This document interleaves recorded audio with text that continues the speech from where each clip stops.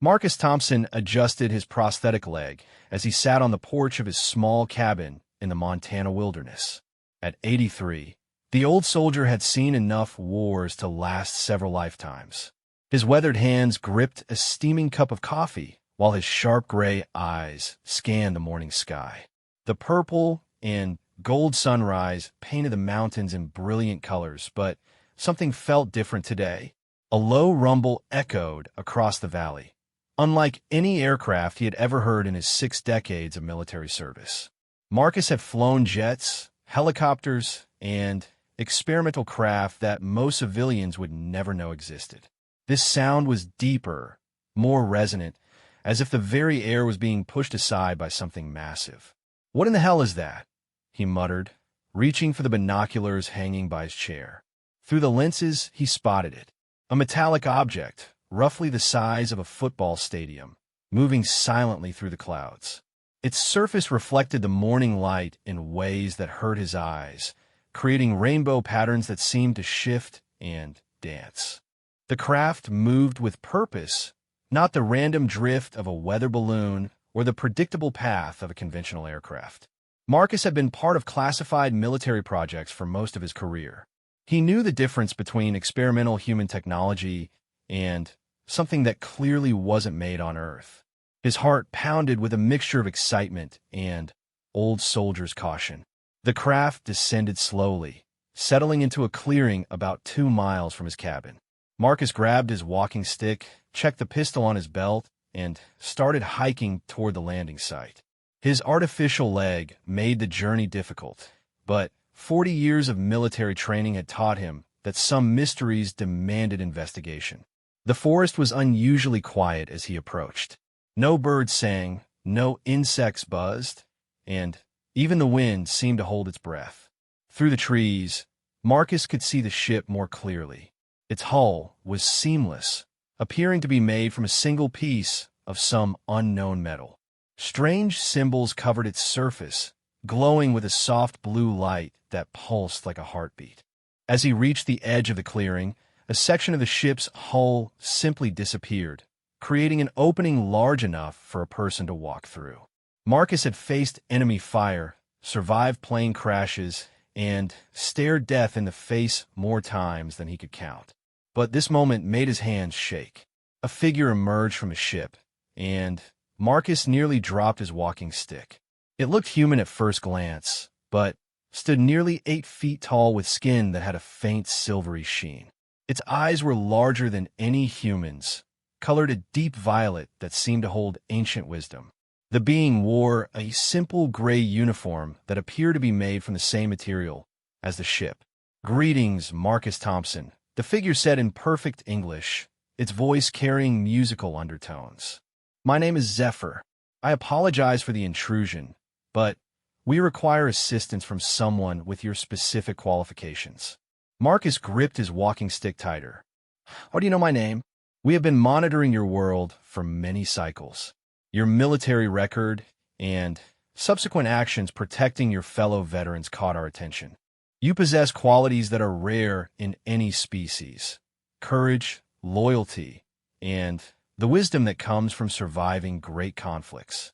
The old soldier studied the alien carefully.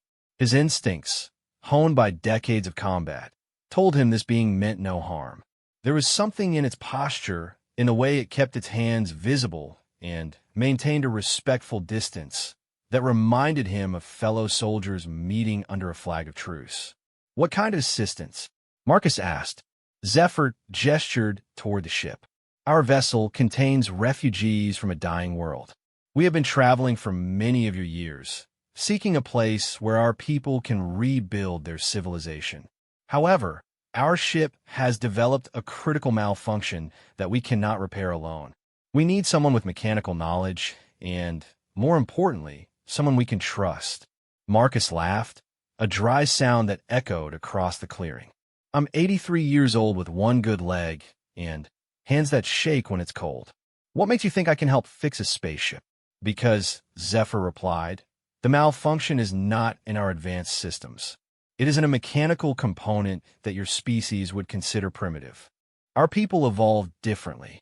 We excel at energy manipulation and biological engineering, but we lack the intuitive understanding of mechanical devices that humans possess naturally.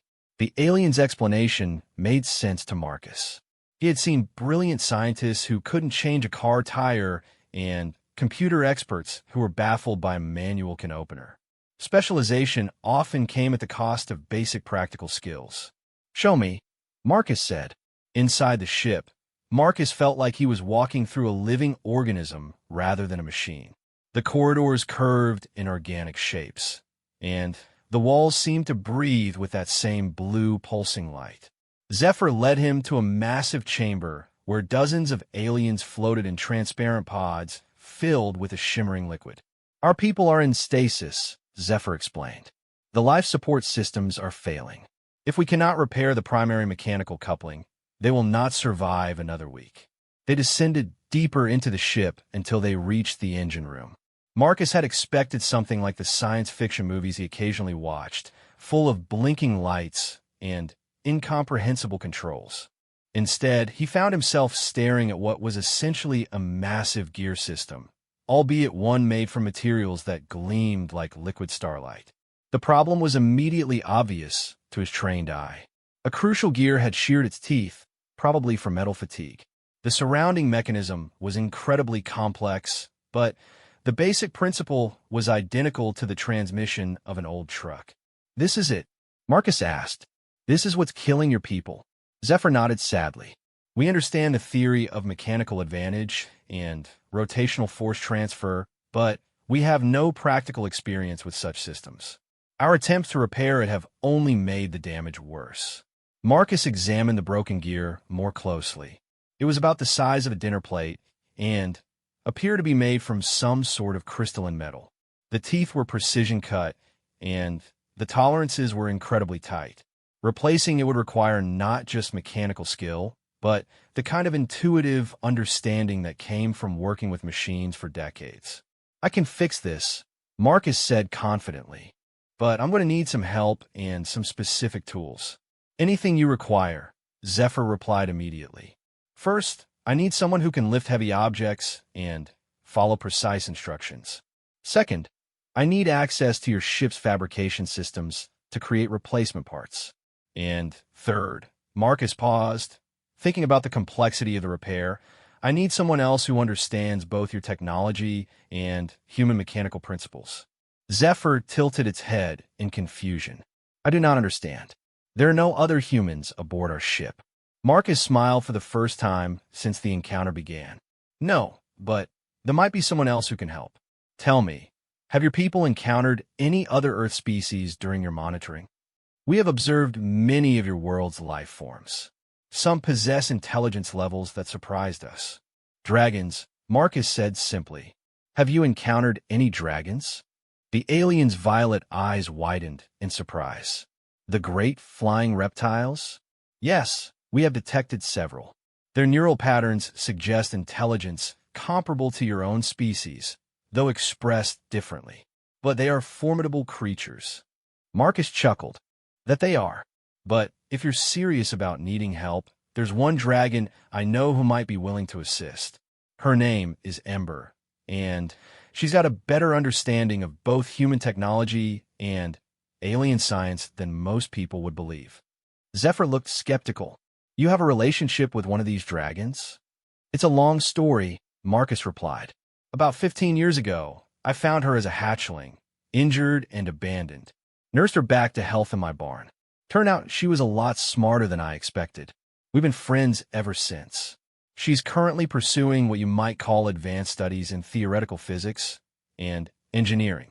The alien's expression shifted to something resembling amazement. "A dragon with technical knowledge. Ember's brilliant," Marcus said proudly. "She understands principles of energy transfer and matter manipulation that most human scientists can only dream about. If anyone can help us interface human mechanical knowledge with your advanced systems, it's her." Zephyr was quiet for several moments, apparently communicating with others through some form of telepathic link. Finally, it nodded. "Our sensors detect a large life form approximately 30 miles from here. The neural activity patterns match what you describe. That's her usual hunting ground, Marcus confirmed. But approaching her requires a specific protocol. Dragons don't like surprises, and they really don't like being cornered. We'll need to go to her, and we'll need to approach openly and honestly. What do you propose? Marcus thought carefully. We take your ship to her location, but we land well outside her comfort zone. Then, I go in alone first to explain the situation. If she agrees to help, she'll let you know directly. This seems like an unnecessary risk, Zephyr protested. If this dragon decides we are a threat, then you'll learn why humans and dragons have developed a healthy respect for each other over the centuries, Marcus finished. But Ember's not just smart, she's ethical. If I explain that your people are dying and we need her help, she'll listen. 2 hours later, the alien ship set down in a mountain meadow 20 miles from Ember's territory. Marcus had been given a small communication device that would allow him to contact the ship in case of emergency. He made his way slowly through the rocky terrain, his prosthetic leg making the journey more challenging than it had been in his younger days. He found Ember where he expected, basking on a large flat rock overlooking a pristine mountain lake. She was magnificent, even by dragon standards. Her scales were deep red with gold highlights that caught the sunlight like precious gems. At nearly 40 feet from nose to tail tip, she was large even for her species. Her intelligent amber eyes tracked his approach long before he came into speaking range. "Hello, old friend," Marcus called out when he was still 100 yards away. Ember raised her massive head and snorted, a sound like steam escaping from a locomotive. "Marcus Thompson, your scent carries unfamiliar chemicals and metal traces. You have been inside something that does not belong to this world." Marcus never stopped being amazed by her voice. Dragons communicated through a combination of vocalizations and direct mental projection. The result was that her words appeared directly in his mind, carrying emotional undertones and complex concepts that human language couldn't fully express. "I need your help, Ember. And so do some visitors from another world." The dragon's eyes narrowed dangerously. "Explain." Marcus spent the next 20 minutes describing his encounter with Zephyr and the alien refugees. He explained the mechanical problem, the failing life support systems, and the cultural gap that prevented the aliens from making a simple repair. Throughout his explanation, Ember listened without interruption, her massive head tilted in concentration. "Show me these aliens," she said finally.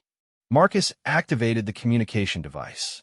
Within minutes, Zephyr appeared, flying through the air using some form of personal transportation device. The alien landed gracefully about 50 feet from the dragon, showing appropriate respect for her size and obvious power. "Greetings, Ember the Mountain Peaks," Zephyr said formally. "Marcus has told us of your wisdom and knowledge. We come seeking assistance in preserving life." Ember studied the alien for several long moments. Marcus could practically feel her mind working, analyzing Zephyr's scent, body language, and the subtle energy fields that dragons could detect better than any human instrument. "Your people are truly dying?" she asked directly. "Yes," Zephyr replied without hesitation. 237 souls remain in stasis. Without repairs, their life support will fail within 6 of your days. And you have no territorial ambitions regarding this world? None. We seek only a place where we can rebuild our civilization without interfering with existing life forms. Ember turned to Marcus. "What exactly would you need me to do?" Marcus grinned. "Help me fix a gear that's bigger than a truck tire and more precisely machined than anything humans have ever built. Plus, figure out how to interface their energy systems with mechanical components without creating feedback loops that could destroy the ship." The dragon was quiet for several minutes, her eyes closed in concentration. When she opened them again, Marcus could see the familiar spark that meant she had found an interesting challenge. "Very well," Ember said. "I will assist, but I have conditions." "Name them," Zephyr replied immediately. "First, I want full access to your technical databases. The knowledge exchange must be mutual. Agreed. Second, when your people are saved and your ship repaired, you will share with human scientists the principles behind your biological engineering and energy manipulation systems. Nothing that could be weaponized, but medical and environmental applications. Zephyr hesitated, apparently conferring with others. This will require consensus from our governing council, but I believe it can be arranged. And third, Ember continued, you will establish formal diplomatic contact with both human governments and the dragon councils. It is time for all three species to work together. The dragon councils? Zephyr asked in surprise. Did you think I was the only one interested in advanced science? Ember replied with what Marcus recognized as her version of a laugh. There are 12 of us currently engaged in collaborative research with human institutions. We've been waiting for the right moment to reveal our involvement in your species' technological development. Marcus stared at his old friend in shock. 12 dragons? Working with human scientists. The fusion power breakthrough 3 years ago, dragon assistants. The new medical scanners that can detect cancer in its earliest stages. Dragon-designed biosensors. The improved solar collection efficiency. Dragon understanding of energy transfer principles. Ember's mental voice carried a note of pride. We've been helping your species prepare for eventual contact with other intelligent life forms. Zephyr's violet eyes widened in amazement. Your world is far more complex than our surveys indicated. Most humans don't know about the dragon involvement either, Marcus said, still processing the revelation. How long has this been going on? About 50 years. Ember replied casually. We started small, working with individual scientists who could be trusted to keep secrets. As human technology advanced, we became more directly involved. The goal was always to help your species develop the wisdom to handle advanced technology responsibly. And it worked, Zephyr observed. Your planet shows none of the signs of technological self-destruction that have destroyed so many other worlds. Marcus felt a surge of pride in both species. Humans and dragons, working together in secret to build a better world. It was exactly the kind of cooperation that would be needed to help these alien refugees. So, he said, clapping his hands together, we have an old soldier, a brilliant dragon, and a representative of an advanced alien civilization. I think we can fix one broken gear. Ember's mental laughter filled his mind. Marcus Thompson, you have always had a gift for understatement. This will be the most complex mechanical repair in the history of 3 species. That's what makes it interesting, Marcus replied with a grin. As they made their way toward the alien ship, Marcus reflected on the strange turns his life had taken. From a young soldier fighting in forgotten wars to an old veteran befriending dragons and helping alien refugees. He had always believed that experience and wisdom were the best gifts age could offer, but he had never imagined they would be used in quite this way. The ship's interior looked different when he returned with his 2 companions. Ember had to duck her massive head to fit through the corridors, but she moved with surprising grace through the organic curves of the alien architecture.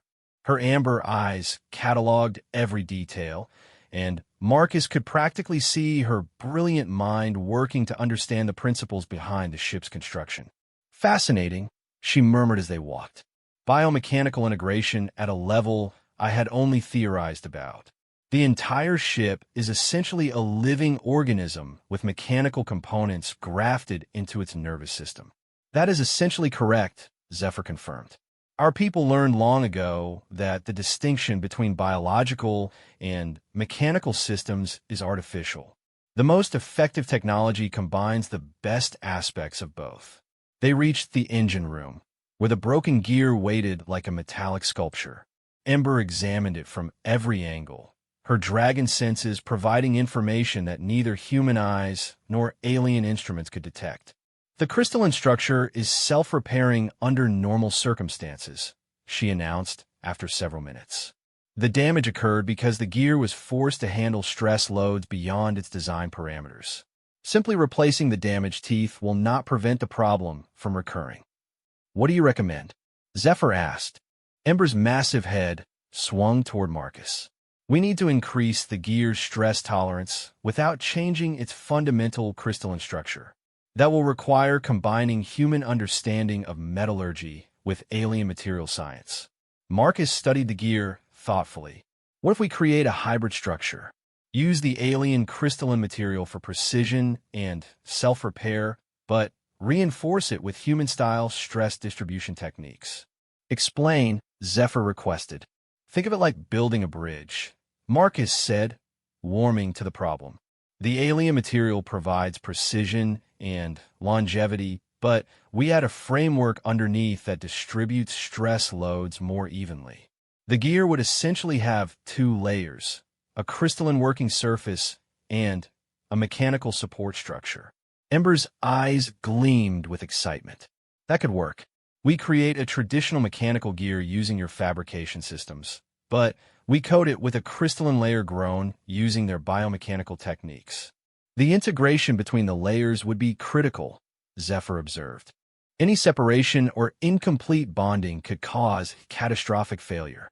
That's where Dragonfire comes in handy, Ember said with satisfaction. I can generate precisely controlled plasma temperatures that will fuse the layers at the molecular level. The bonding will be stronger than either material alone. Marcus felt the familiar thrill of solving a complex problem with a team of experts. It reminded him of his military days, when diverse specialists came together to accomplish missions that seemed impossible. How long will the fabrication process take? He asked. Zephyr consulted a device that appeared to be grown into its wrist. The mechanical substrate can be completed in approximately 4 hours. The crystalline coating process will require another 6 hours. Integration and testing. It paused, apparently receiving input from other sources. Total time estimate, 14 hours. And your people in stasis can survive for 136 hours with current power reserves. Plenty of time, Marcus said confidently. Let's get started. The next several hours passed in a blur of activity. Marcus worked with alien fabrication systems that seemed to read his thoughts and translate them into reality. The precision was incredible. Tolerances measured in fractions of micrometers, surface finishes smoother than anything human technology could achieve. Ember proved to be an invaluable partner. Her understanding of both mechanical principles and exotic physics allowing her to bridge the gap between human practicality and alien theory. She suggested modifications that improved not just the immediate repair, but the overall efficiency of the entire drive system. Your people are remarkable, Zephyr told Marcus during a brief rest period. The combination of intuitive problem-solving and systematic analysis is unlike anything in our databases. We've had a lot of practice fixing things that weren't designed to be fixed, Marcus replied. Military equipment, farm machinery, old cars held together with determination and spare parts. You learn to see the essential function underneath the complexity. And dragons? Marcus glanced over at Ember, who was currently using her breath weapon to perform molecular-level welding on components that cost more than most human cities. Dragons think in longer time scales than humans. They can see patterns and connections that we miss. Plus, they're not limited by the assumption that biology and technology are separate things. The gear began to take shape, a masterpiece of hybrid engineering that combined 3 different approaches to the same problem. The mechanical framework provided robust stress distribution. The crystalline coating offered precision and self-repair capabilities. And the Dragonfire bonding created an integration so complete that the finished product was stronger than its individual components. It's beautiful, Zephyr said as they prepared for the final installation. Marcus had to agree. The gear looked like art, its surface reflecting light in complex patterns while its mechanical precision spoke to the best traditions of human engineering. Now comes the hard part, Ember warned. Installing it without damaging the surrounding systems or disrupting the life support for the refugees. The installation process required all 3 species working in perfect coordination. Marcus provided the mechanical expertise to position the gear correctly. Ember used her precise control of energy fields to support surrounding components during the swap, and Zephyr coordinated with the ship's biological systems to reroute power and maintain life support throughout the procedure. When the new gear finally locked into position, Marcus held his breath. Either they had solved the problem, or they had just made it catastrophically worse. The gear began to turn, slowly at first, then with increasing confidence. The blue light that pulsed through the ship's corridors grew brighter and steadied into a healthy rhythm. Deep in the ship's core, life support systems hummed back to full power. Life support restored, Zephyr announced, relief evident in its musical voice. All stasis chambers showing optimal readings. Marcus leaned back against a bulkhead and let out a long breath. Well, that was easier than I expected. Both Ember and Zephyr stared at him in disbelief. Easier, Ember's mental voice carried amused incredulity. We just performed precision engineering at the molecular level using 3 completely different technological approaches, and you think it was easy? Marcus grinned. I spent 40 years fixing things that were supposedly impossible to repair. At least this time, I had help from experts instead of a 20-year-old instruction manual and a rusty toolbox. The celebration was interrupted by new alarms. Not the urgent wailing of system failure, but a different tone that suggested external threats. What now? Marcus asked. Zephyr was already consulting its instruments. Long-range sensors detect multiple spacecraft approaching. Configuration and energy signatures match hegemony pursuit vessels. The hegemony?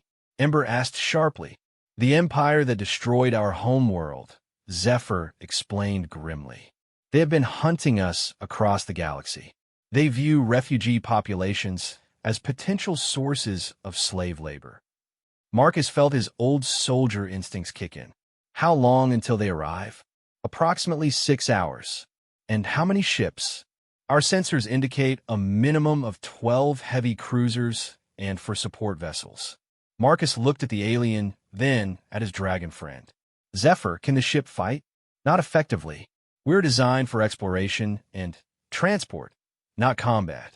Our defensive systems could hold off 1 or 2 attackers, but 16 vessels. The alien's voice trailed off, hopelessly. Then, we run, Marcus said simply. Our hyperdrive was damaged during the escape from our homeworld. Maximum speed is insufficient to outrun hegemony vessels. Marcus was quiet for several moments, thinking hard. He was an old soldier, not a military strategist, but he had learned something important during his long career. When you couldn't win through strength or speed, you won through intelligence and preparation. Ember, he said finally, how many dragons could you contact in 6 hours? All of them, she replied immediately. We maintain a communication network that spans your entire planet. Why?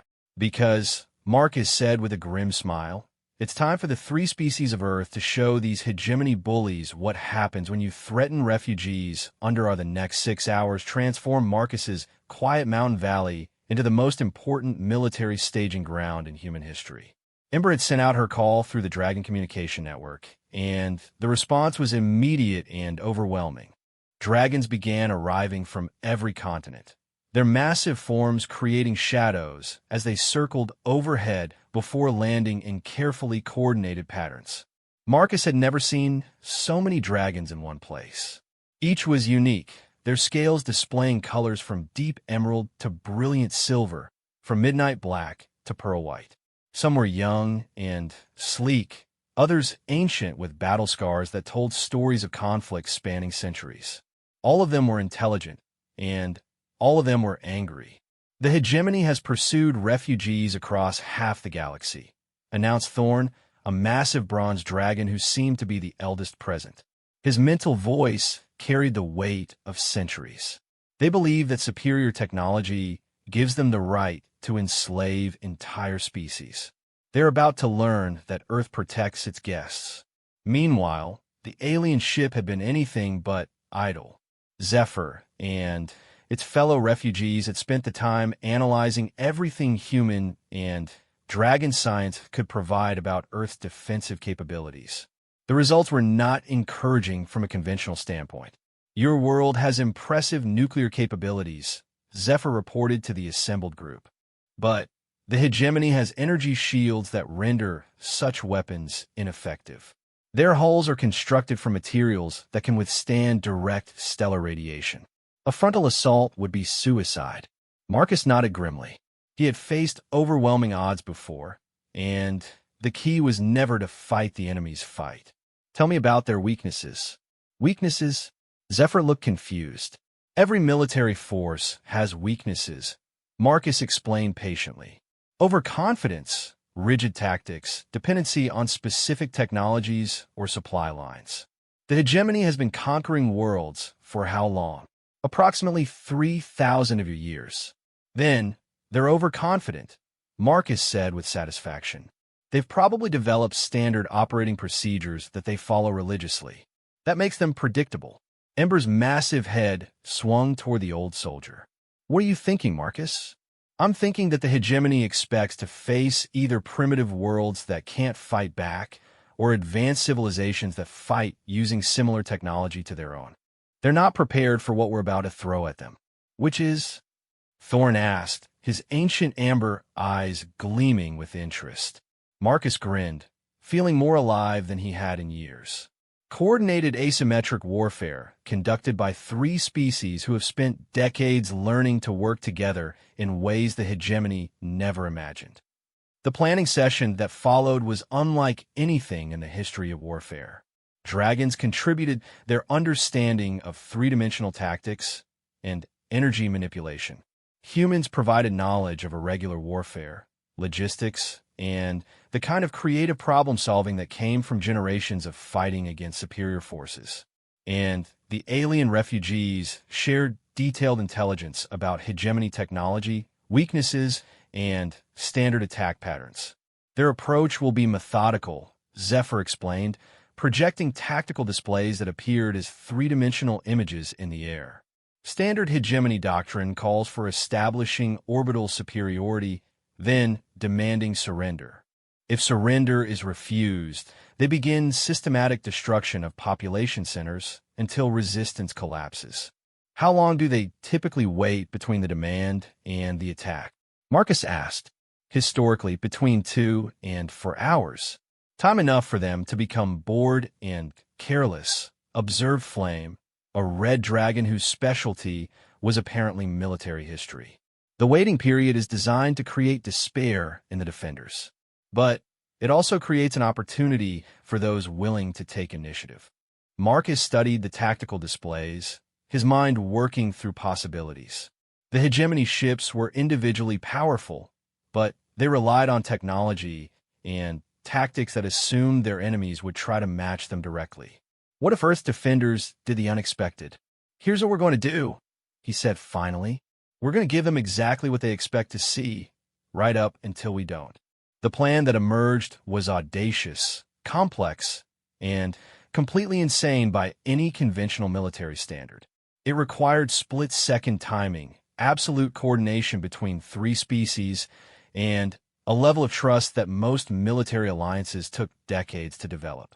Phase 1 involved making Earth look exactly like what the hegemony expected, a primitive world with early space technology and no real defenses.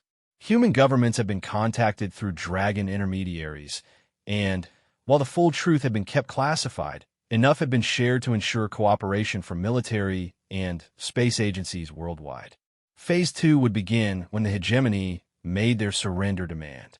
Earth's response would appear to be typical primitive panic, with random missile launches and desperate radio pleas for mercy. The hegemony would interpret this as confirmation that they faced yet another helpless world. Phase 3 would teach them the error of that assumption. Are you certain this will work? Zephyr asked nervously. No, Marcus replied honestly. But I'm certain that conventional tactics will get everyone killed. Sometimes the only way to win is to change the rules of the game. 2 hours before the estimated arrival time, the first hegemony ships appeared at the edge of Earth's solar system. Long-range sensors confirmed Zephyr's predictions. 12 heavy cruisers for support vessels, and a massive command ship that was larger than anything in human databases. They're taking their time, observed Crystal, a young silver dragon who had been monitoring radio communications. Standard approach vector, textbook formation. They're not even trying to hide their presence. Overconfidence, Marcus said with satisfaction. They want us to see them coming. It's supposed to create terror and make surrender more likely. The hegemony fleet took 6 hours to cross the solar system, maintaining perfect formation and broadcasting intimidation messages on multiple frequencies. By the time they achieved Earth orbit, the psychological pressure would have broken most civilizations.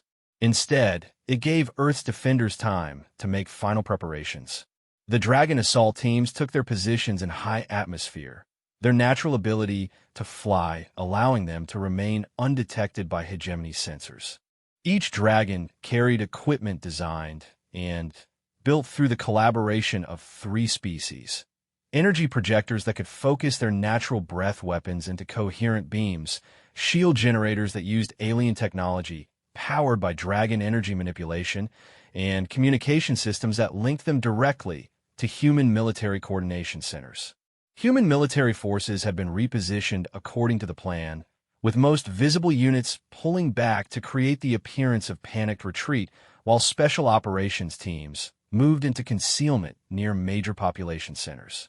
The withdrawal looked chaotic and desperate, exactly what the hegemony expected to see from a primitive military force facing superior technology. The alien refugee ship had been modified during the preparation time, its repair systems working overtime to install combat upgrades designed by Dragon engineers. What had been an exploration vessel was now something entirely new.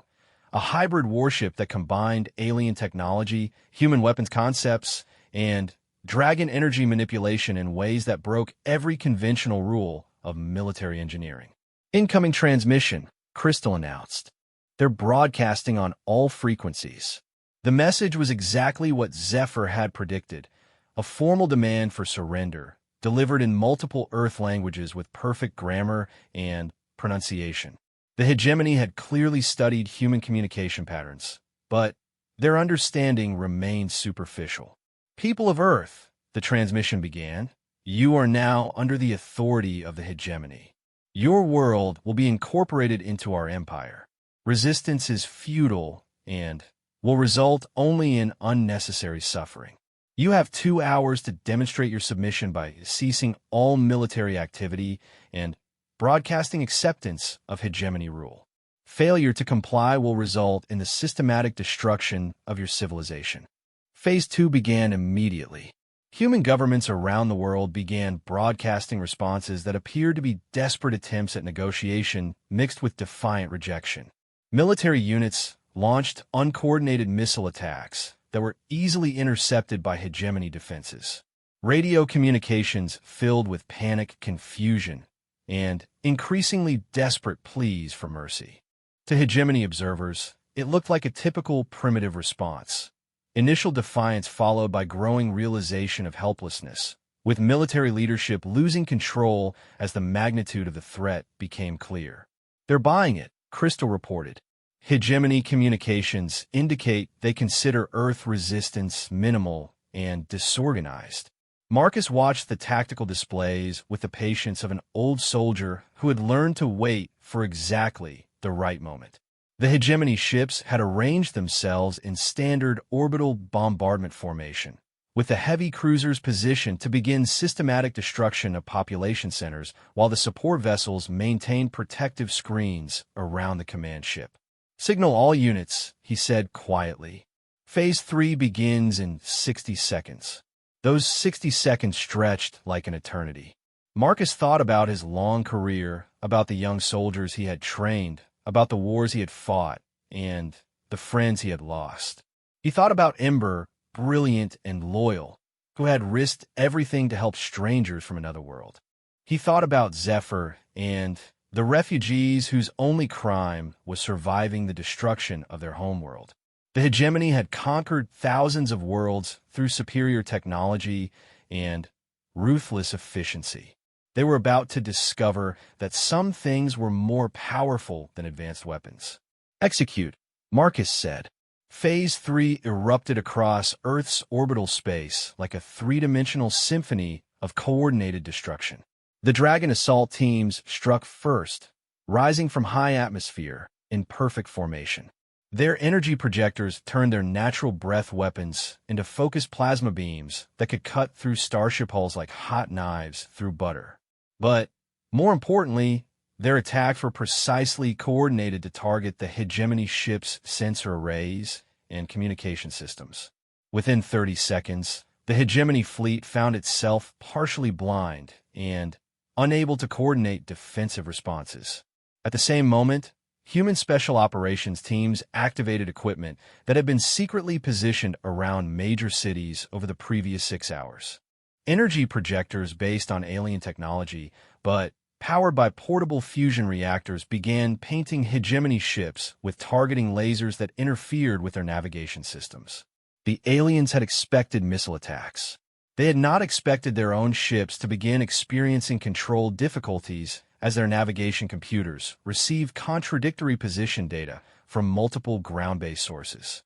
The modified refugee ship emerged from behind Earth's moon, its hybrid weapons systems targeting the hegemony command vessel.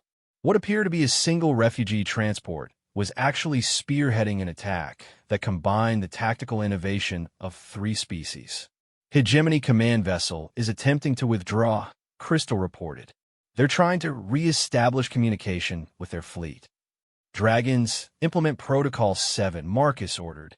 Protocol 7 was the most audacious part of the entire plan. Dragon teams that had been holding position in Earth's shadow suddenly appeared around each hegemony ship, using their energy manipulation abilities to create localized electromagnetic pulse fields that disrupted alien electronics. But these weren't random attacks. Each dragon had studied the technical specifications of hegemony vessels, learning exactly which systems to target and in what sequence. The result was surgical strikes that left the alien ships intact, but helpless, their weapons offline, and their propulsion systems failing. "This is impossible," one of the hegemony commanders broadcast on an open channel. "How can a primitive world coordinate attacks of this precision?" Marcus activated the general communication system that linked all 3 species. "This is Marcus Thompson, speaking for the Alliance of Earth. You made a mistake when you assumed we were primitive.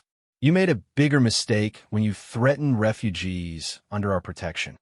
The hegemony response was immediate and predictable. They attempted to activate their most powerful weapons for a devastating final attack. It was exactly what Earth's defenders had prepared for. Dragon energy shields, powered by the combined will of 12 ancient beings, enclosed each hegemony ship in containment fields that absorbed and redirected their weapons' fire. The aliens found themselves trapped inside bubbles of energy that turned their own attacks back on themselves. "Surrender," Marcus broadcast. "Your ships are disabled, your weapons are useless, and your tactical advantage has been eliminated. We are prepared to accept your surrender and discuss terms for your departure from this system." The silence from the hegemony fleet lasted for several minutes. When it was finally broken, the voice that responded carried undertones of confusion and growing respect. "This is Fleet Commander Valdris of the Hegemony Expeditionary Force. How is this possible? Our intelligence indicated that your world possessed only primitive technology." "Your intelligence was incomplete," Marcus replied. "You observe our technology, but you failed to understand our alliances. Earth is protected by the cooperation of 3 intelligent species, and we have been preparing for contact with hostile aliens for decades. 3 species: humans, dragons, and refugees from worlds that the hegemony has already destroyed." Ember interjected, her mental voice carrying a coldness that made Marcus shiver despite himself. "We know your history, Valdris. We know what you do to conquer populations." The hegemony commander's response took longer this time. "Dragons? The great reptiles of this world are sapient." "We are indeed," Thorn replied, his ancient voice carrying the authority of centuries. "And we have been watching you, Valdris. Your empire's expansion has destroyed 17 worlds in this galactic sector alone. That expansion ends here." Marcus could practically hear the gears turning in the hegemony commander's mind. Everything they thought they knew about Earth and its defenses had just been proven wrong. More importantly, they were beginning to realize that they faced not just superior tactics, but a fundamentally different kind of opponent. "What are your terms?" Valdris asked finally. Marcus exchanged glances with Ember, then looked at the tactical display showing 17 disabled hegemony warships surrounded by dragon energy fields. The old soldier in him wanted to demand unconditional surrender, but the strategist recognized an opportunity for something more valuable than military victory. "First," he said, "you will immediately recall all hegemony forces from pursuit of refugee populations in this galactic sector. That is not within my authority." "Then you will contact someone who has that authority," Ember interjected firmly. "We can wait." "Second," Marcus continued, "you will provide detailed information about hegemony military protocols and plan expansion routes. Other worlds deserve the chance to prepare their defenses." "Impossible. Such information is classified at the highest levels." "Third," Thorn added, his mental voice carrying implications of consequences that made the space around the hegemony ships seem to grow colder, "your empire will cease its expansion in this direction permanently. Earth and its allies will not tolerate further attempts to conquer or enslave populations in local space." The silence stretched for nearly 10 minutes. Marcus imagined Valdris frantically communicating with hegemony high command, tried to explain how a primitive world had effortlessly disabled an entire battle fleet. "I have been authorized to negotiate," Valdris finally announced. "But our terms will be significantly different from your demands." "Let's hear them," Marcus replied. "The hegemony is prepared to recognize Earth as a restricted system, off-limits to expansion activities. In exchange, you will not interfere with hegemony operations outside the solar system." Marcus felt his temper rising. "You're offering to leave us alone in exchange for letting you continue enslaving everyone else? That's not a negotiation. That's an insult." "It is the best offer you will receive," Valdris replied coldly. "The hegemony has resources that dwarf anything your alliance could marshal. This fleet represents less than 1% of our total military capacity. And yet your 1% is currently helpless inside dragon energy fields," Ember observed dryly. "Perhaps you should recalculate your assessment of our capabilities." Marcus made a decision that he knew would change everything. "Valdris, I'm going to make you a counteroffer, and I want you to think very carefully before you reject it. Speak." "The Earth Alliance offers a formal defense treaty to any world that requests our protection from hegemony expansion. We will teach them the tactics and technologies that defeated your fleet today. We will help them prepare coordinated defenses that turn your own advantages against you." The hegemony commander's voice carried shock and growing alarm. "That would be an act of war against the hegemony." "No," Marcus replied calmly. "That would be an act of defense by free worlds against an aggressive empire. The difference is important. You cannot be serious. The hegemony spans thousands of star systems. Your single world cannot challenge an empire of that magnitude." Thorn's ancient laughter filled the communication channel. "Valdris of the hegemony, you still do not understand what you face. Earth is not a single world. Earth is the center of an alliance between 3 species that has been preparing for this moment for 50 years. We have technologies that your empire has never encountered, tactics that your databases cannot predict, and a level of coordination that your rigid military structure cannot match. More importantly," Ember added, "we have something your empire lacks entirely: the voluntary cooperation of different species working toward common goals. Your strength comes from conquest and fear. Our strength comes from trust and shared purpose." Marcus could see the broader implications of what they were proposing.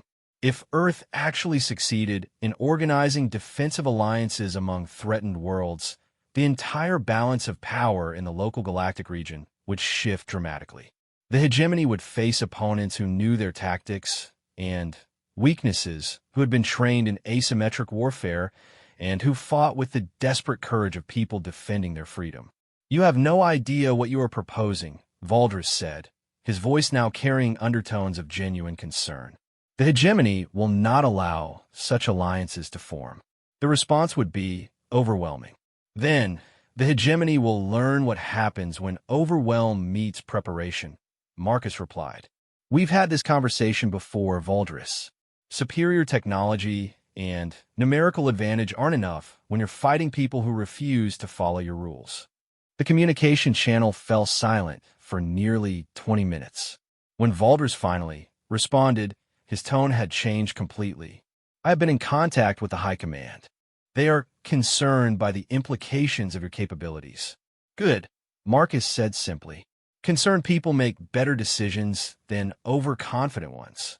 The hegemony is prepared to negotiate a more comprehensive agreement, but it will require direct communication with our highest levels of authority." Marcus looked at Ember, who nodded slowly.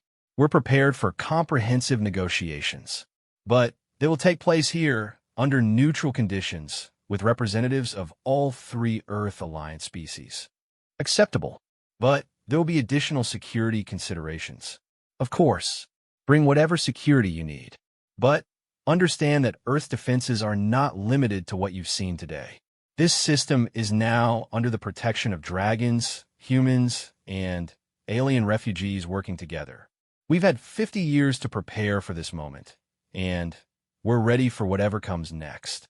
As the immediate crisis settled into tense but stable negotiations, Marcus found himself reflecting on the journey that had brought him to this moment. 3 days ago, he had been a retired soldier living quietly in the mountains. Now, he was apparently helping to reshape the balance of power between star-spanning civilizations. "Do you think we can actually pull this off?" he asked Ember during a brief break in communications. The Great Dragon considered the question seriously. "The military victory was the easy part, Marcus. Defeating their fleet required coordination and preparation, but the principles were straightforward. What we're attempting now, building a lasting alliance that can challenge an empire spanning thousands of worlds, that will require wisdom and patience that even dragons find challenging. But you think it's possible?" Ember's amber eyes gleamed with an emotion that Marcus couldn't quite identify. "I think, old friend, that we are about to discover whether three species working together can accomplish what none of us could achieve alone. The hegemony has conquered thousands of worlds by facing them one at a time. They have never faced the coordinated resistance of multiple species sharing knowledge and tactics." Marcus nodded slowly. "So we're basically betting that cooperation is more powerful than conquest." "Yes," Ember replied. "And if we're wrong, the cost will be measured in entire civilizations." The responsibility was staggering, but Marcus found that he wasn't intimidated by it. He had spent his entire life preparing for moments when everything depended on making the right decisions under impossible pressure. The scale was larger than anything he had imagined, but the fundamental challenge was the same: how to protect people who couldn't protect themselves. "Then we'd better not be wrong," he said quietly. The next phase of negotiations would determine whether Earth's alliance could expand beyond a single dramatic military victory to become the foundation for lasting peace in the region. But for the moment, Marcus was content to know that they had given the hegemony something they hadn't experienced in 3,000 years. A defeat that forced them to reconsider their assumptions about power and resistance. Sometimes, the old soldier reflected, the most important victories were the ones that changed how people thought about fighting in the first place. 6 months later, Marcus stood in the observation deck of Harmony Station, humanity's first orbital diplomatic facility. Through the massive transparent aluminum windows, he could see ships from dozens of different worlds docked at various levels of the station. The sight still amazed him. Vessels powered by fusion drives alongside others that seemed to bend space around them, sleek exploration craft next to massive cargo haulers bringing refugees to safety. The station itself was a marvel of cooperative engineering. Human structural design provided the framework. Dragon energy manipulation systems created artificial gravity and environmental controls, and refugee technological expertise made it all work together seamlessly. It was a physical symbol of what three species could accomplish when they combined their strengths. Admiring your handiwork, Ember asked, settling her massive form on the specially reinforced platform that had been built for dragon visitors. At 40 feet long, she was still one of the smaller dragons involved in the project, but her position as Earth's primary diplomatic liaison made her presence both constant and essential. Our handiwork, Marcus corrected. I just fixed one broken gear. You and Zephyr built everything that came after. It was true, though Marcus was being characteristically modest about his role. The successful defense of Earth 6 months earlier had triggered a cascade of changes that neither the hegemony nor Earth's alliance had fully anticipated. Word of the hegemony's defeat had spread through refugee networks across the galaxy at faster-than-light speeds. Worlds that had been resigned to eventual conquest began reaching out to Earth through various channels, asking for assistance in preparing their own defenses. The trickle of requests had quickly become a flood. More importantly, the defeat had shattered the hegemony's image of invincibility. For 3,000 years, they had expanded unopposed because potential enemies assumed resistance was futile. Earth's victory proved that assumption wrong, and the psychological impact rippled through hegemony space like a shock wave. The Centaurian delegation arrives tomorrow, Ember reported. That brings the total to 47 worlds requesting defensive alliance membership. Marcus shook his head in amazement. 47 worlds. 6 months ago, I was worried about fixing my truck before winter. And now you're helping to coordinate the defense of entire star systems. Ember replied with a mental equivalent of a smile. How does it feel to be one of the most important military advisors in galactic history? Terrifying, Marcus answered honestly. Every decision we make affects billions of people. If we get it wrong, then we get it wrong together, Ember interrupted gently. The burden is shared among 3 species, Marcus. You don't have to carry it alone. The cooperative structure they had developed over the past 6 months was unlike anything in galactic history. Each member world contributed according to their abilities. Advanced technology, raw materials, strategic intelligence, or simple determination to remain free. The humans provided tactical innovation and irregular warfare expertise. The dragons contributed energy manipulation techniques and long-term strategic thinking. The refugee populations shared detailed knowledge of hegemony capabilities and weaknesses, but the real strength of the alliance lay in its voluntary nature. Unlike the hegemony's empire of conquest, the Earth Alliance operated on principles of mutual aid and shared defense. Member worlds retained full sovereignty over their internal affairs, contributing to collective defense while maintaining their cultural independence. Has there been any response to our latest proposal? Marcus asked.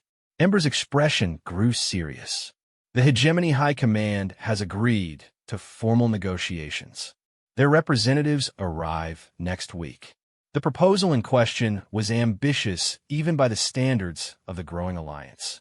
Instead of limiting themselves to defensive measures, Earth's alliance had suggested a comprehensive peace treaty that would establish recognized boundaries between hegemony space and the newly formed cooperative defense network. The CDN now included over 40 star systems, with more joining every week. What had started as a desperate defense of one world had evolved into the first successful challenge to hegemony expansion in 3 millennia. Do you think they'll agree to the territorial boundaries? Marcus asked. They'll have to, Ember replied. The military situation has changed fundamentally. Our combined fleets now outnumber hegemony forces in this sector by 3 to 1, and our tactical advantages have only grown as more worlds share their specialized knowledge. That was the aspect of the alliance that seemed to surprise everyone, including its own members. Instead of diluting Earth's original advantages, Adding new worlds had multiplied them exponentially. Each species brought unique perspectives and capabilities that enhanced the overall effectiveness of the Alliance. The Aquarians contributed their mastery of three-dimensional space combat. The crystalline beings from the Tau Ceti system shared advanced material science. The nomadic traders of the Outer Ring provided intelligence networks spanning half the galaxy. And the survivors from hegemony-destroyed worlds brought intimate knowledge of enemy tactics and a motivation that no amount of military training could match. "Marcus, we have a problem," came Zephyr's voice through the station's communication system. The alien had been appointed as the CDN's chief intelligence coordinator, a role that suited its analytical nature and extensive knowledge of hegemony operations. "What kind of problem?" Marcus asked, already heading toward the Central Command Center. "Long-range sensors have detected a massive hegemony fleet assembling in the Rigel sector. Configuration suggests a major offensive operation." Marcus felt his old soldier instincts kick in as he entered the command center. The three-dimensional tactical display showed the detected hegemony forces, over 200 ships including their newest Dreadnought-class vessels. It was the largest military formation anyone had seen since the early days of hegemony expansion. "Size estimates?" Marcus asked. "Minimum of 200 vessels," Zephyr reported.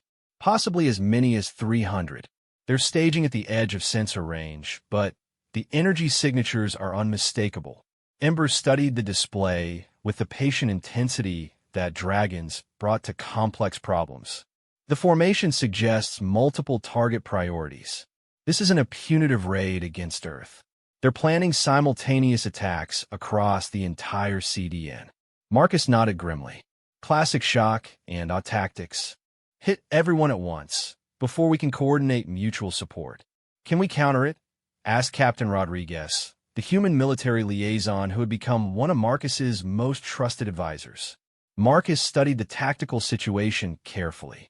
The hegemony had learned from their previous defeat and was now approaching the conflict with appropriate respect for CDN capabilities. The massive fleet represented a serious commitment of resources, and its staging location suggested they had planned the operation carefully. "Not directly," Marcus said finally. "They've got us outnumbered by roughly 2-1, and they've positioned themselves to strike before we can concentrate our forces." "So we surrender?" Rodriguez asked, only half joking. "No," Marcus replied with a smile that made the younger officer nervous. "We changed the rules again." The planning session that followed lasted 18 hours and involved representatives from 12 different species. What emerged was a strategy so audacious that it made their original defense of Earth look conservative by comparison. Instead of trying to match the hegemony's conventional fleet assault, the CDN would implement what Marcus called distributed asymmetric response. Rather than defending fixed positions, they would use their superior knowledge of local space to conduct simultaneous raids against hegemony supply lines, communication networks, and staging areas. "The concept is simple," Marcus explained to the assembled commanders. "They're planning to hit us all at once, so we're going to hit them everywhere at once."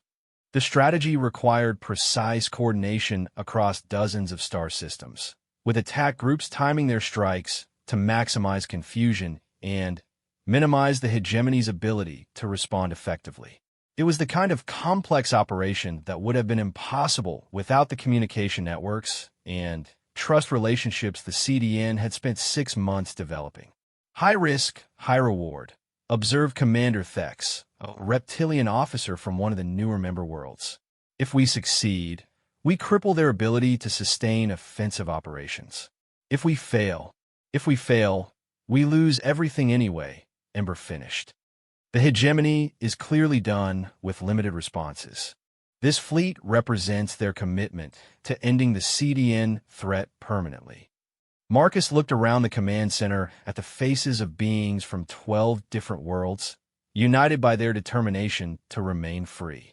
6 months ago, he had been a retired soldier living alone in the mountains. Now he was coordinating military operations that would determine the fate of dozens of civilizations. "Any objections to the plan?" he asked. The silence that followed wasn't hesitance. It was the moment when people committed themselves to a course of action they all knew would change everything. No objections, Fex said finally. When do we begin? Immediately, Marcus replied. The hegemony expects us to wait for their attack. Instead, we're going to hit them while they're still preparing. The next 72 hours saw the largest coordinated military operation in galactic history. CDN forces struck simultaneously at targets across a sphere of space spanning nearly 100 light-years. Dragon assault teams disabled communication relays. Human special operations units sabotaged supply convoys. Refugee technical specialists used their intimate knowledge of hegemony systems to introduce viruses into enemy computer networks. But the most important strikes were conducted by the newest CDN members, worlds that the hegemony had never heard of, using tactics and technologies that didn't exist in any hegemony database. Phase 1 complete, Zephyr reported from the Coordination Center. All primary targets neutralized. Hegemony fleet is attempting to establish emergency communication protocols.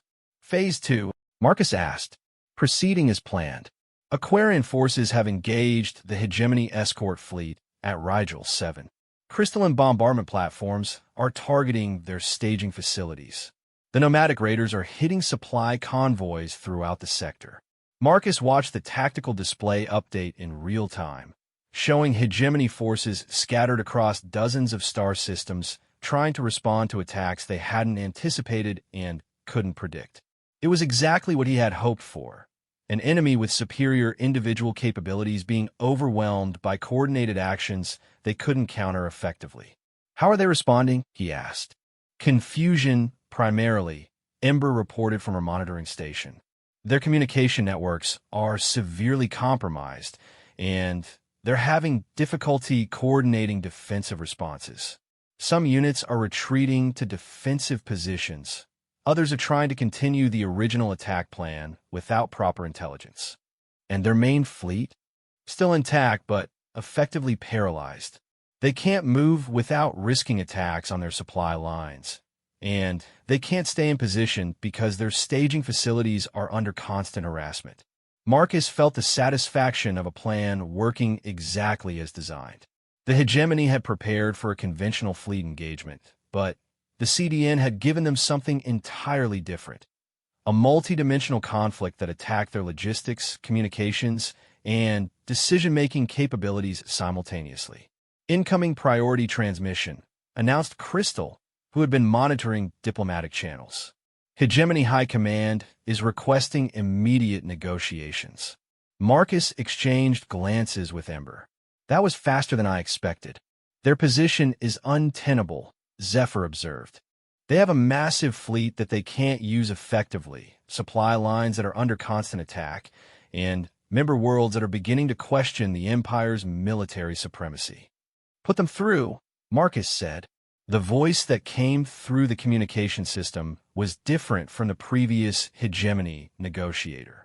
This one carried the authority of someone accustomed to making decisions that affected entire civilizations.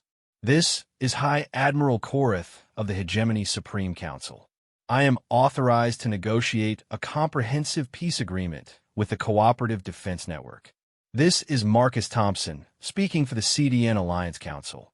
Marcus replied formally. We're prepared to discuss terms. Our terms are simple, Korath said without preamble.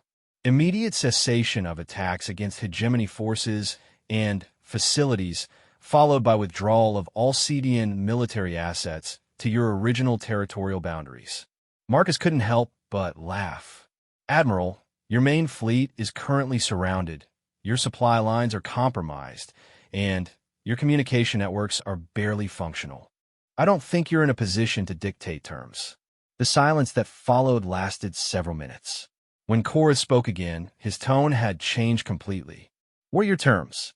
Marcus looked around the command center at the representatives of dozens of worlds who had chosen cooperation over conquest, mutual defense over imperial expansion, recognition of CDN sovereignty over all current member territories. He began. Formal agreement that the hegemony will not pursue expansion into CDN space.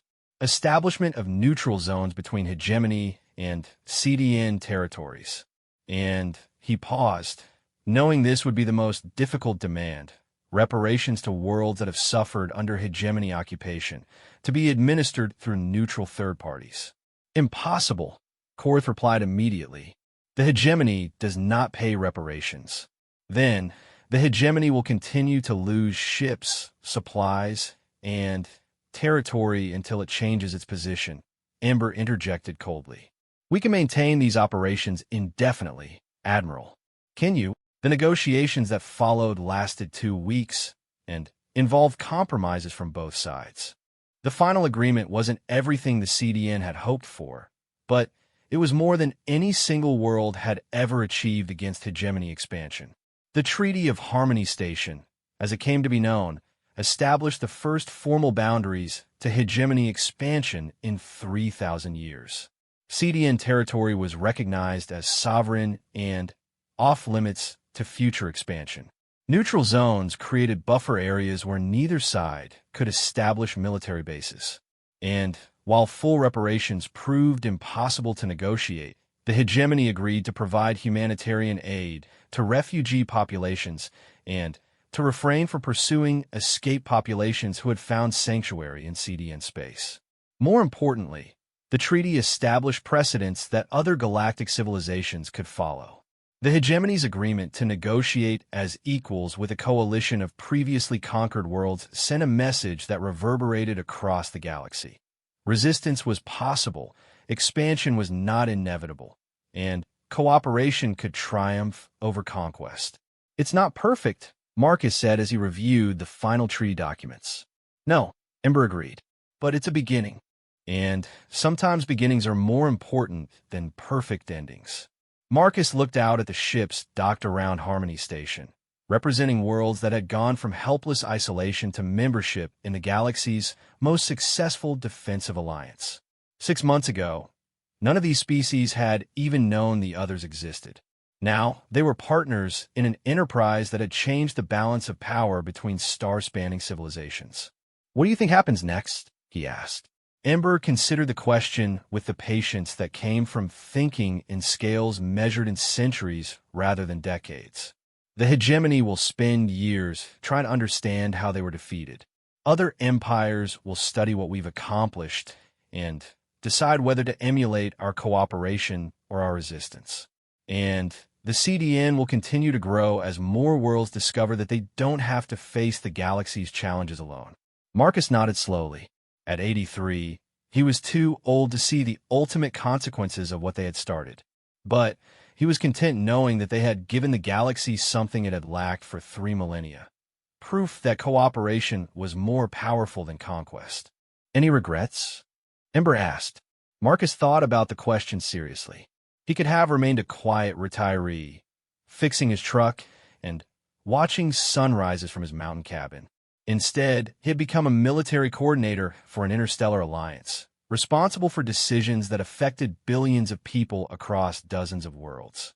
No, he said finally. I spent 40 years as a soldier, fighting in wars that usually ended with one side winning and the other side losing. This is the first time I've been part of something where everybody wins. Even the hegemony? Marcus smiled. Especially the hegemony. They just don't realize it yet. Through the observation windows, he could see a new ship arriving at the station, a massive vessel that bore the organic curves characteristic of the Verdanian plant networks. They were the latest species to request CDN membership, bringing the total to 51 worlds.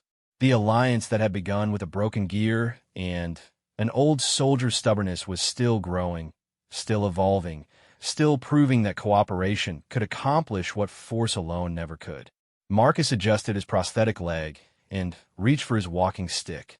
There was work to do, worlds to protect, and a galaxy to help reshape.